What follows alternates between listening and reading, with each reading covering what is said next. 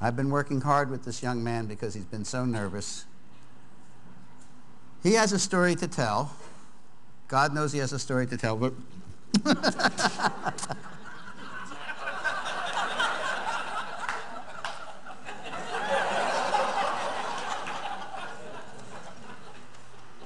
he's one of my heroes. He really, no, listen. Oh, come on, stop it. Let me say this. I've been thinking about this.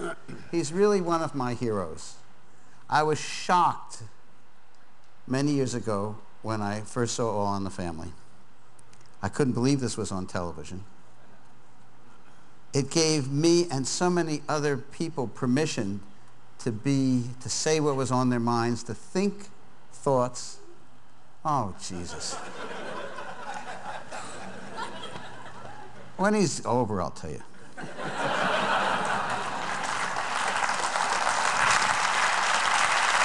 Thank you.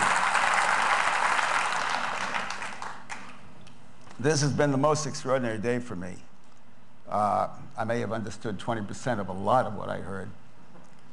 And it's a day full of surprises. It began first thing this morning when I walked in. I think the first thing that occurred, everybody was sitting downstairs. We had these remote units, and we were being polled on various questions, and the question of age came up. How many under 30? How many over 40? How many over 50? How many over 71? And the figure 1 appeared.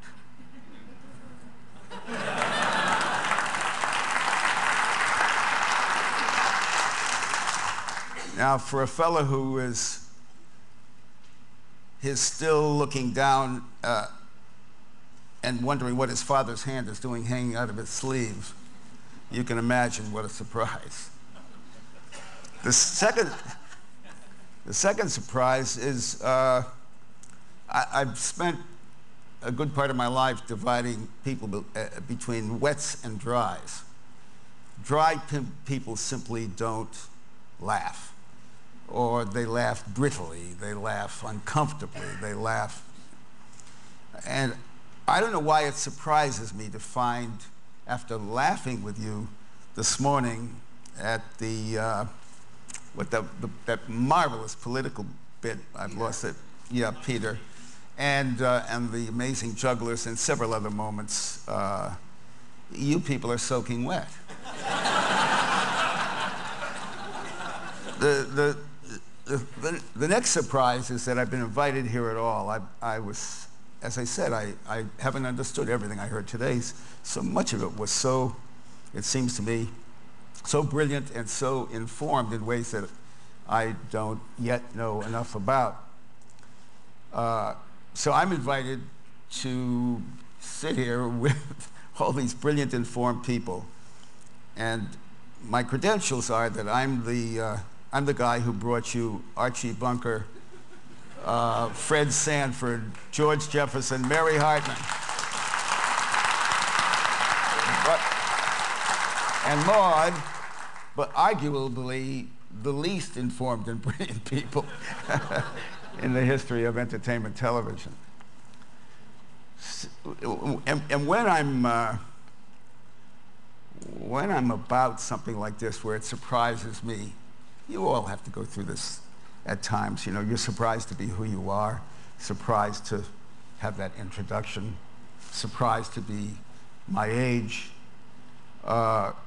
surprised to be invited here among the people that have been, that I've heard from today. And I always think of my mother in such situations, because I used to call my mother. I was never satisfied that she was satisfied with anything I ever did. So I remember when I started in television doing the Dean Martin and Jerry Lewis Colgate Comedy Hour, the very first show was a show that had everybody talking the next morning. It was live, you know, up at 8, off at 9. It was live, and Martin and Lewis brought the country to its knees, that part of the country that saw that show. And I'm off stage calling my mother on a phone booth while the credits are still rolling. And she picks up the phone and she says, hello, hello, hello. I say, Mother? She said, yes, dear. How did it go? I said, Mother, I hear the music on the phone. The credits are still rolling. How did it go? She said, were the boys happy, sweetheart? The boys meaning Dean and Sherry. I could never, she wouldn't say, we laughed, we thought it was wonderful.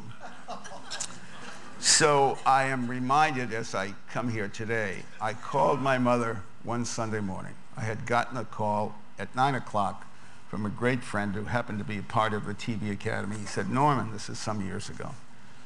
He said, Norman, the Television Academy of Arts and Sciences is starting a Hall of Fame. And last night we met, and I've got to tell you who the first seven inductees are. They are David Sarnoff and William Paley and Edward R. Murrow and Patty Chayefsky, Lucille Ball, Milton Berle, and you. So I was stunned. I called my mother immediately in Bridgeport, Connecticut. She picked up the phone. I told her, Ma, they just started the Hall of Fame, and guess, I mean, these are the first people, Paley and Sarnoff and Murrow and so forth, so forth, so forth, so forth. She said, listen, if that's what they want to do, who am I to say?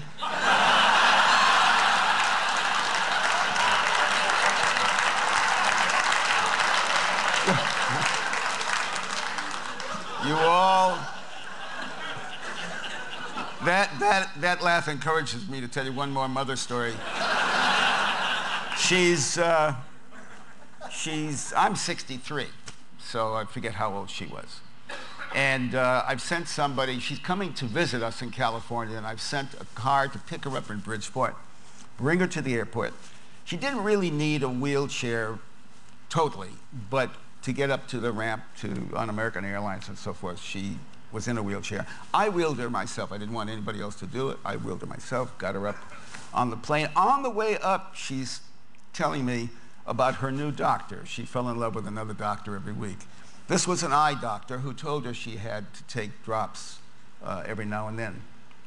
And she's raving about this doctor. We get up to the plane, and I'm sitting at the bulkhead, she's sitting on the aisle, and we're up in the air about 20 minutes, and she's fiddling with her purse.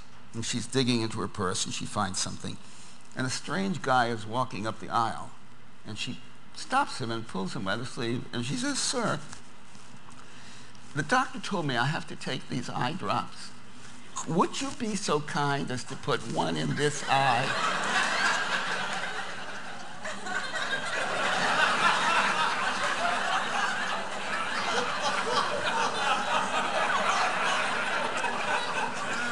And the guy does it. And he moves off, and she notices I'm looking at her. And she says, so?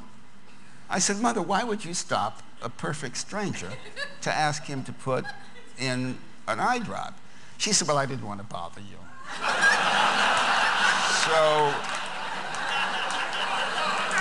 So I said, bother me? She said, well, Norman, you have to be very careful. The doctor said if you put more than one drop in. I said, Mother, why can't I be careful? She says, and you have to be very patient. I said, for God's sakes, Mother. She said, some patience. So, I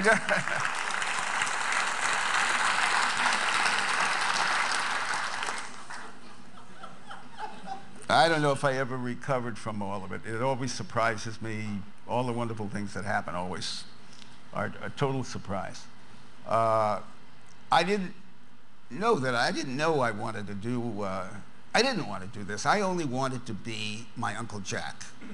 My Uncle Jack was a press agent, he said. I never knew where or what. But he always had a fresh quarter.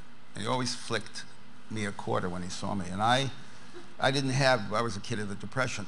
And I only wanted to be like my Uncle Jack because he could flip a quarter. I wanted to be an uncle who could flip a kid a quarter. So that's another reason why I guess everything is a surprise to me. But in that whole family group, the person who taught me what I really should be talking to you about, would like to talk to you about, was my grandfather. My mother's father was an amazing guy. he used to write the president all the time. I neglected to say my dad, I always thought if there was a screw in his head, I could turn a 1/16 of an inch one way or the other. He might know right from wrong. And he didn't. He went to prison when I was 9, and for something my mother warned him about. And I lived with my grandparents. My grandfather used to write the president. And every letter started, "My dearest darling, Mr. President." Don't you listen to them when they say such and such and so and so. And when he disagreed, I was the kid who he read me every letter he wrote, and I would go down and pick up the little white envelopes from the bronze mailbox 3 flights down, 74 York Street, New Haven, Connecticut. Every once in a while, he'd get a letter from the White House. And sometimes he would scold the president. "My dearest darling, Mr. President, didn't I tell you last week? I wrote you. I said that you shouldn't." But my little 9, 10, 11-year-old heart would pound with this little envelope from the White House. So my grandfather somehow, I didn't know if it was the president who wrote him or, but he'd get these letters. And he felt to his toes he mattered. And if he taught me anything in this world, he taught me we matter. And one other time we were standing at a lake, and I was throwing pebbles, trying to skim pebbles and he said to me, "Norman, every time you throw the pebble, it lands in the water. The level of the lake rises." I said, "I don't see that." So I would throw a bigger stone. Then finally I'd pick up a rock and throw it. Of course, I never saw the level rise. And he said, "Be satisfied with the ripple." But if I had a scientist here, he would prove to you that you raised the level of the water. And through the years when we were doing All in the Family, and people used to say, you were getting some results, or it was changing minds or something. I could never, honest to God, see that. We didn't sit down to change anybody's mind or we were dealing with a character I loved. He happened to be a bit of my father. My father used to call me the laziest white man he ever met. I would say, "How could you put down a whole race of people to call me lazy?" He said, "That's not what I'm doing, and you're stupid too." The stupidest white man I ever met. So we weren't trying to be controversial, or, it was life as we saw it, and what came from that came from that. But the ripple my grandfather taught me about, the ripple for sure was the fact that people talked afterwards.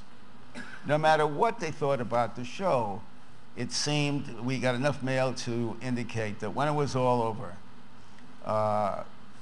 they were talking about it. They were talking about whatever the problem was that we raised, and that was the ripple, and that was solid enough, and that was good enough. And there followed from All in the Family a bunch of, I alluded to the other characters, and some films and so forth. And in 1979, I hope I got a little bit of time to get to this. In 1979, I needed a big change, and I wished to write a film about something I was laughing about on television. And it was the profusion of televangelists occurring on the screen. Pat Robertson, Jerry Falwell, Jimmy Swaggart, you remember that whole bevy of televangelists. And I had Richard Pryor and Robin Williams interested in playing 2 parts in a story I wanted to call Religion. I wanted to desecrate the scene the way, and savage it the way Patty Chayefsky had done with Network. So we're calling it Religion. But when I started to watch what was happening on the tube, and I started to see the mixture of politics and religion, and the use of religion to influence politics, to insist the Supreme Court should be, one of them was talking about they should be killed.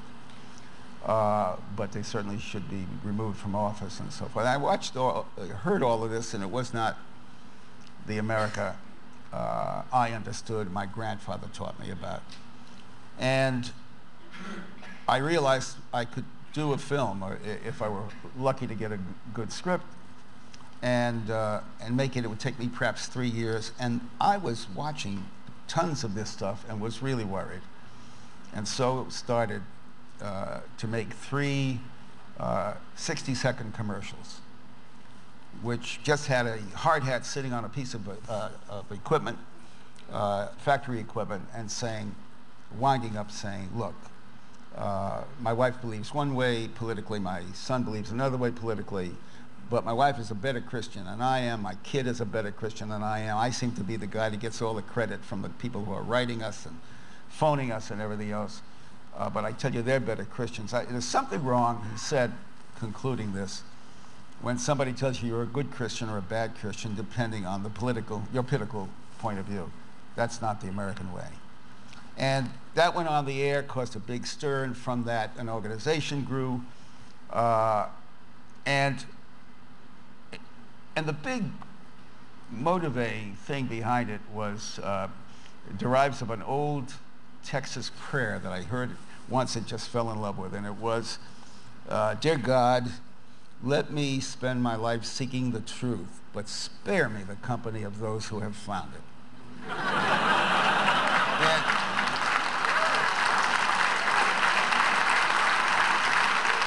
And I want to say, just add 2 things to that. One is that this movement, the Christian Coalition, is alive and well, influencing this election at this very moment. Every single one of those candidates, including the 2 Democrats, are influenced by what's happening with the Christian Coalition and the religious right. All of it needs our attention. And which leads me to want to say they don't own God, and they don't own the subject. And the word that I missed most here today, I heard spirit a few times. I didn't hear the word God. And I'm not, I'm a groper. Because I never joined the synagogue, I call myself an unaffiliated groper. But I love the groping. And it's the best conversation in the world. And I heard a lot of groping here today. Unaffiliated groping. I would love to see the time come soon when the conversation isn't owned by the stained glass rhetoric of the professionals, especially the Pat Robertsons of our world. And I want to encourage us to get into the conversation. The groping, which is what I'm struggling to do right now as I sit here, because you're all verging on it. And I think where you're coming from, which is business leadership, it's my sense.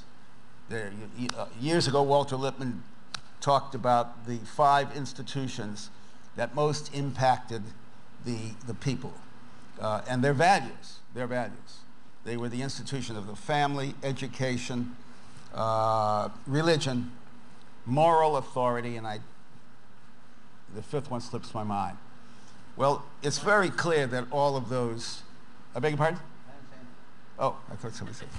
It's very clear that all of those institutions, in terms of their impact, have diminished. And business has taken its place. Business didn't ask for it. Business didn't, no, there were no villains here. But the fact is, especially now as you look at the AOL Time Warner deals and the CBS Viacom and the world of information and news controlled by just a few sources to the world, business leaders are it. I'm convinced we may not see peace between Israel and Palestine unless business leaders start investing in Palestine, and Jews and Arabs and Palestinians are sharing lives and careers and work, and so business is all. And I want to encourage this community that is the new world of business and the new world of worlds to think about those values and to understand the important positions you will do hold as those who are impacting our values, not just the economics of our lives, but our values. I'll conclude with one more thing. I once asked my grandfather what he thought the best piece of philosophy was, and he said, I think it's Talmudic, he said. A man should have a garment with 2 pockets. In the first pocket should be a piece of paper which says, I am but dust and ashes. In the second pocket, a piece of paper which says, for me, the world was created. And as I sit here and look at all of you, you were created for me. And this evening is for me, and me thanks you.